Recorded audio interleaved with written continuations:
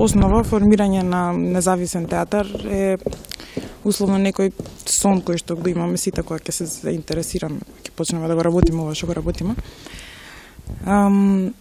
Она што се случи, идејата од секогаш си постоеше да бидеме независни и сопствена продукција, да имаме, тоа е голема работа за еден автор. Фабрика се случи со тоа што се собравме сериозни театарски автори, многу ни се чинеше дека е точно времето сега да се направи тоа, од проста причина што независна театарска сцена е нешто што сметам дека секоја култура треба да го има, зашто таму можеме да кажуваме се со доза на поголема храброст, со да видиме што значи сами да ги носиме одлуките за нашите авторски дела.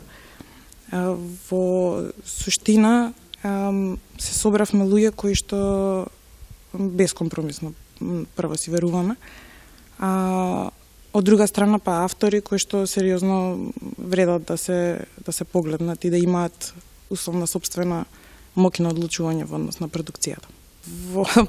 Генерално нашето мото за сега е дека целиот град па и цела држава е сцена, значи можеме да направиме представа, не знам, на плоштад до некој театар, значи, како што впрочем и театарот се случува на секаде околу нас, така што не сме врзани за некоја одредена сцена, за конкретно оваа представа Вејка на ветрот. Благодарни сме на помошта како логистичка, така и техничка на Драмскиот театар и Театар Комедија. Суштината на она што се вика добар театар, барем во Македонија, па и секаде е така, сметам дека е богатството на домашните автори. Значи, она што е Коле Чашуле во македонската драматургија е бесценето и големо. Така што, еве и најсветлите години што ги зборат во театрите се најчесто децении во кои што доминирале одредени автори, како Коле, како Горан Стефановски, како Дејан Дуковски. Значи, тогаш театарот бил голем и сметам дека нажалост во недостиг на такви нови големи имиња, убаво е ние како автори, како млади автори, да создадеме некакво ново читање на тие антологиски, стварно големи текстови. Режисер и глумец воедно, ако е среќен на две раце, ќе му се бројат патите кога ќе работи така добро напишани текстови.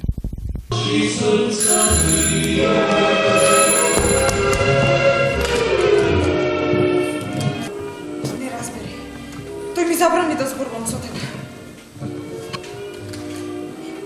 Ќе ја заклучам вратата и за ништо на овој свет нема да ја отворам. И ќе викам за помош, да. Ало? Джими? Джими! Значи, кога се отвара нов театар, тоа е како да учествуваш во создавањето на нова држава, учествуваш во градењето на нова црква.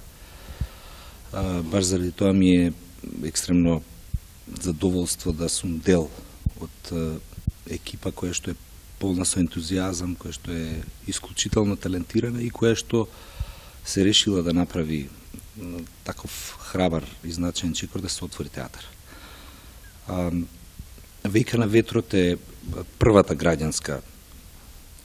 македонска граѓанска драма. Велко е еден од ликот кој што го толкувам, еден од веројатно најубавите напишани ликови во македонската драматургија, заедно со сите останати 4 лика. Затоа и е самиот текст на вистина голем, затоа што било што да играш во овој текст е напишано со исклучително познавање на театарот и на тоа што сакаат актерите на сцена. Велат како и да го фрлиш текстот, овој текст, Вејка на ветрот, тој на нозе ќе падне како мачка е. Дали сме на прав пат, вие ќе кажете во сабота на премиера и понатаму на представите на Вејка на ветрот. Јас на вистина се забавував убаво. Ми беше исклучително убаво кога бев на проби и се потрудив она што го знам до сега, да го искористам најмногу што можам. Ако ви се допадне, ќе ми биде драго, ако не, извинете.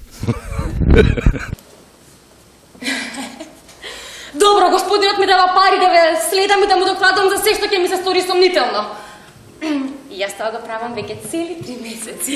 И портирот го прави истото цели 3 месеци. Ги прислушкува сите ваши телефонски разговори. Аха, и Бил го прави истото цели 3 месеци.